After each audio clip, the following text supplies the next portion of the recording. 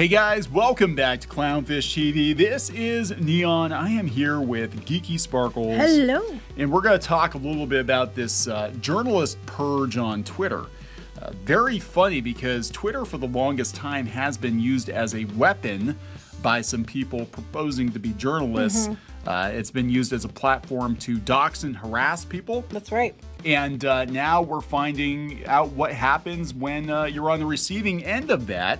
A couple journalists got suspended for participating, according to Elon Musk, participating in doxing activity, including Taylor Lorenz, who is notorious for doxing people. Right. And now she's upset because she got her account yanked. And she was one that was trying to give Tug a hard time, wasn't she? I believe she was.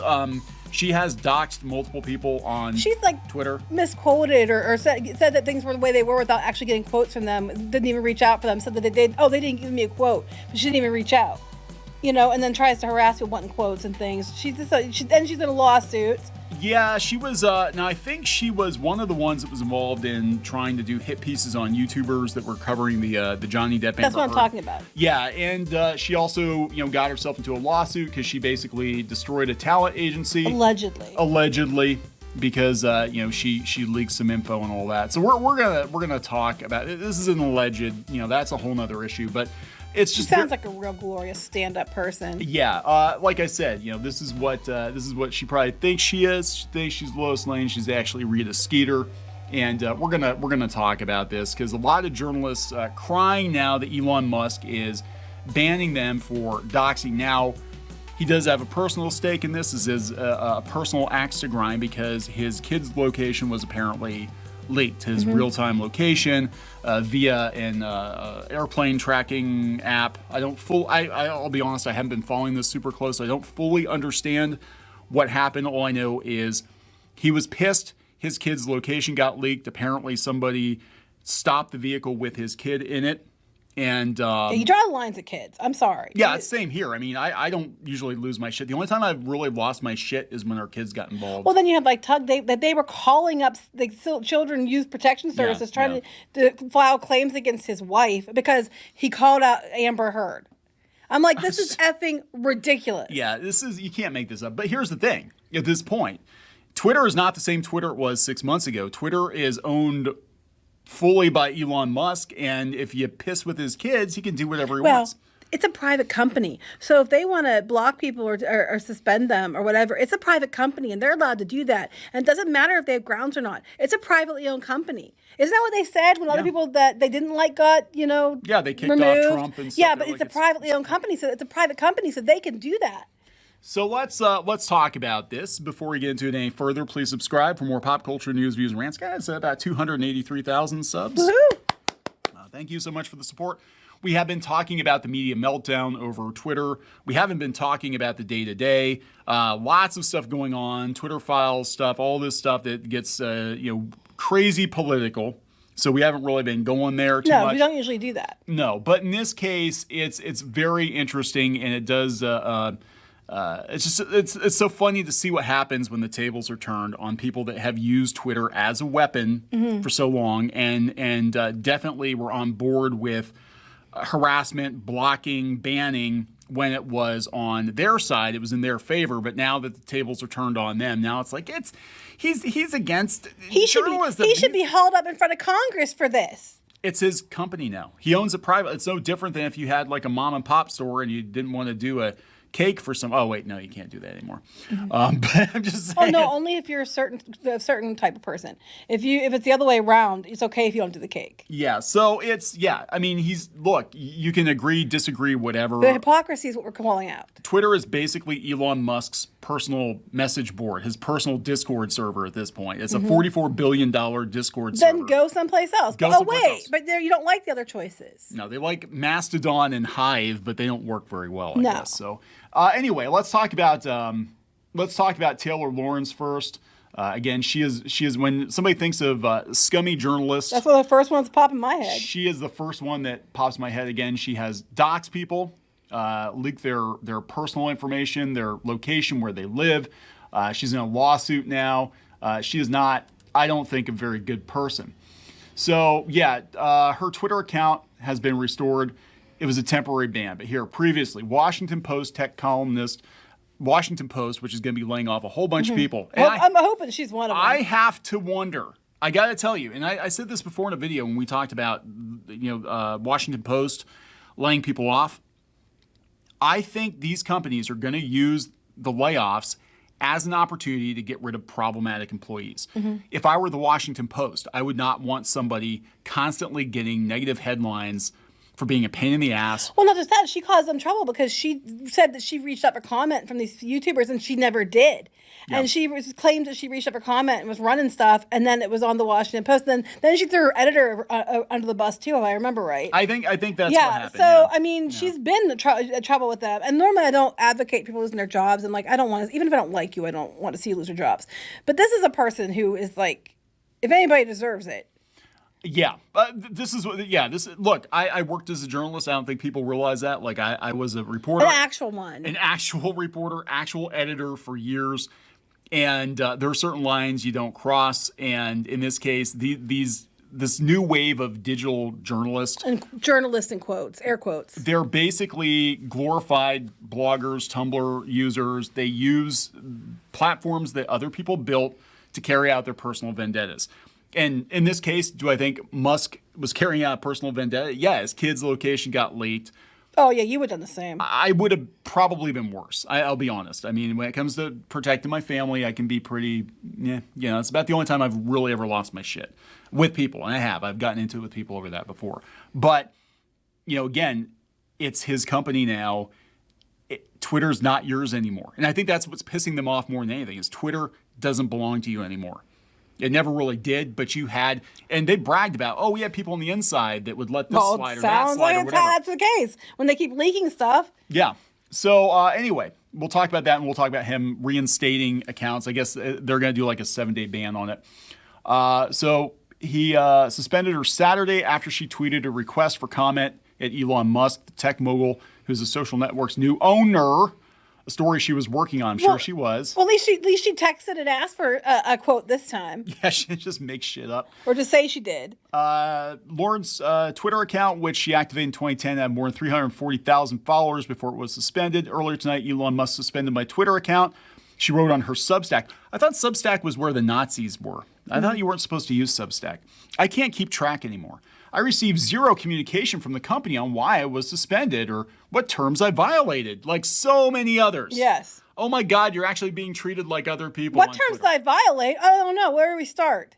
He said that it was a temporary suspension due to prior doxing action by the account. Will be lifted shortly. So, well, he's making an example of you, basically. I gotta wonder, and this is going to be really interesting. Apparently, this happened with Kiwi Farms too, that like all the DMs and stuff got leaked. People had, I know journalists use these sites and these social media platforms to dox people, and Elon Musk and friends have access to all those DMs. They could very easily just look at the account and be like, oh, here you're posting somebody's address, you're posting where they work, here's the name of their mom, you're basically sicking people on them. Might not be public, but you could be using the DMs for Variety shit. has a link to has a list of all the things that she doxed people for. It said it could be referring to the August 2020 article where she worked at the New York Times, included a link to the Zillow listing for Digital Creators Content House. That's probably that lawsuit that Arjuna Jacob. That's a lawsuit. Lawrence has also been accused of doxing the creator of anti-LGBTQ account Libs of TikTok by revealing her identity as a Brooklyn real estate agent, whatever, in a story in the Washington Post. She defended the decision to identify this person, noting that she isn't just some average woman with a social media account, but a powerful influencer. And I know that she's done other things too. The disabling of Lauren's account, in this case apparently based on allegations of doxing, unrelated to anything currently posted by the account. Well, that's the thing. They have access to your DMs too. People don't realize that. They can, and they showed that on the screen where they showed all the shadow banning. Mm-hmm. Anybody at Twitter that has access can get into your DMs and they can see what you're going back and forth about. It might have been like, let's look at her account. Let's see what she's been talking about. And my God, look at this. Oh, Taylor. And I don't think she wants to push it or he'll probably reveal what he's upset about. Yeah, Musk alleged they doxed him after some, but not all, have posted links to an account that tracked his private jet before reinstating several of them on Friday night. In the Substack post, Lauren said there were only 3 tweets live on her Twitter account when it was banned. Two that promoted her profiles on TikTok and Instagram. A third asking Musk for comment on a story about why she banned Drew Harwell again. Washington Post, again, layoffs are coming. Layoffs are coming. And I think some of these journalists are putting themselves in the crosshairs. I think we're going to see a lot of unemployed journos. So here's kind of what happened here. This from NPR. So for those of you who weren't aware of what happened, again, this isn't something we've covered blow by blow. But Musk reinstated suspended journalists on Twitter after a backlash. Again, they don't like to be treated the way that they advocated for others to be treated.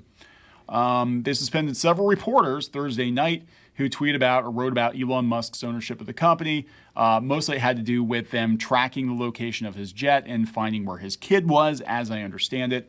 The accounts that went dark included Donnie O'Sullivan of CNN, Ryan Mack of the New York Times, Drew Harwell of the Washington Post, of course, Taylor Lawrence, Michael Lee of The Intercept, and Aaron Rupar.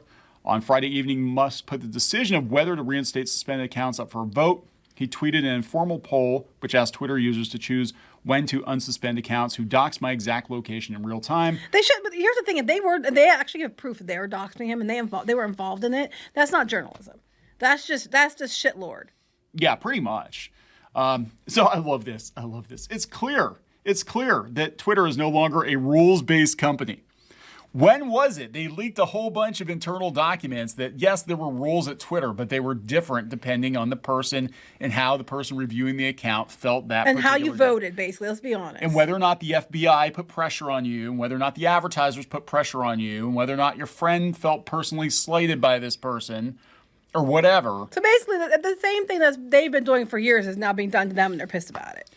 The way Musk is targeting mainstream journalists, I think we're going to see more of these shenanigans, not less. No, here's the thing. Again, just to reiterate, Twitter isn't the company it was 6 months ago. It's basically Elon Musk's $44 billion private Discord, and you have to play by his rules now. And you'll like it. But to be fair, the company was before wasn't fair either. No, it wasn't. And that's what I guess the hypocrisy is what's pissing me off. I mean, it's absolute bullshit. But if these people are going too far, they should be punished for it, because anybody else would get in trouble for it. I'm just tired of it. And then these journalists, I'm putting it in quotes, because they're just basically salty and pissed that they don't have control of Twitter anymore. And they're not calling up people in charge over there and telling them what is allowed and what isn't allowed, and who to vote for and who not to vote for, what stories to hide and what stories to show. So they're being salty little bitches, basically. Yeah. This is what happened. They said he was particularly concerned with the jet tracking account, Elon Jet, run by a 20-year-old university student, which Musk alleges was used by a crazy stalker in LA to follow one of his children. Journalists who tweeted or wrote about Musk's riff with the account found themselves suspended. Well, he's allowed to. It's his platform. Said, I mean, do I think it's right that he can suspend you for questioning things? Not really, but I don't think it was right about the stuff that went down before he took over either. So, potatoes. Criticizing me all day long is totally fine, but doxing my real-time location and endangering my family is not. I agree with you, Musk. I do agree with that. But this is the difference between Twitter being a publicly traded company a couple of months ago and being privately owned now by one guy. Mm-hmm. Again, if it were my message board, my personal Discord or whatever, and somebody was doxing and harassing my kids and I had control over it, I'd be like, fuck you, get off of here. I love media freedom is not a toy. Okay, but was it a toy when people tried to release information about Hunter Biden's laptop that you all suppressed? Was it a toy when certain news outlets were asking questions about COVID vaccines in relation to women having issues and their accounts were suspended for it? Was it a toy then? I mean, how come those journalists were allowed and those outlets were allowed to be blocked, completely suspended from Twitter for quote unquote, fake news, misinformation? But these people are allowed to do things like this, and that's okay. That's where I'm at. If you're going to do one, then vote everybody. It's good for the goose. It's good for the gander. No, that's the thing. It was they had control of Twitter for years. At least, Twitter's always been ground zero for journalists and digital journalists in particular. But the last 5 to 7 years has been, it's been completely overrun by the media, digital media, and, only on one side of the aisle for the most part. And now they've lost it. Well, now they're losing it. The European Commission's vice president for media is like, well, we're going to put sanctions on this soon because I'm like, you know what? No offense, but fuck you. Because where were you when the other things were being reported that weren't real, or things that were literally being buried or hidden? That's what I'm mad about, is the hypocrisy. If it was evenly enforced, then I'd be like, hey, well, it's been evenly enforced, so it sucks, but it's been fair. But it hasn't been fair. That's the issue. Yeah. And when they're using it to dox his child, I don't blame him for banning those dipshits. And he let them back on.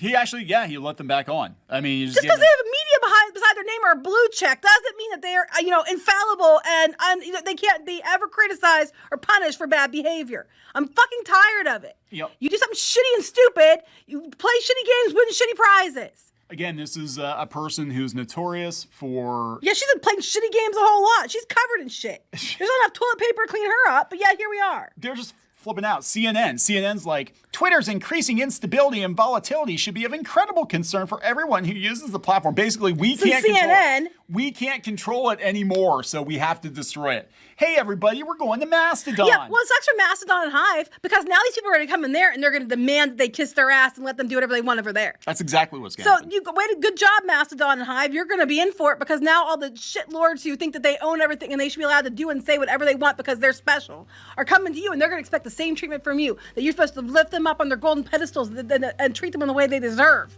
So that you only listen to their opinions, their news, which is actually opinions, and you only listen to what they say, and you have to ban who they say and do everything they want because they're in charge. I love this though. I love this.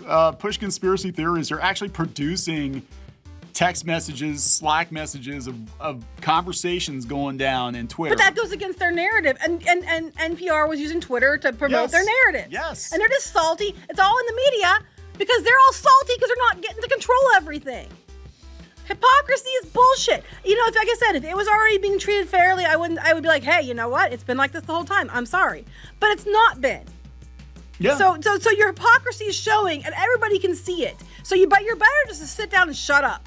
Meanwhile, all of these media outlets, all of them, laying people off, canceling. I mean, CNN's gotten gutted. People aren't believing you anymore. They don't believe you. You lost. You lost. It's not just that. That's the way their behavior has led people to not trust them. So take the L, sit down, shut up, go actually be a journalist instead of a shitlord on Twitter, and then call it a day. What are they gonna... Yeah, exactly. What are they gonna do? Because a lot of them are gonna get laid off next year, and they can't build their own thing. What are they gonna do? Well, they're not working for us. Hell no. We don't hire shitlords. All right, we're gonna wrap it up. Yep. All right, please. Shit Stain Squad. The Shit Stain Squad. That's what we call our newsroom. No, that's what we call it. That's what we call it in the newsrooms. We're gonna wrap it up. Yeah. Please subscribe for more pop culture news, views, and rants, guys. We'll talk later. Bye.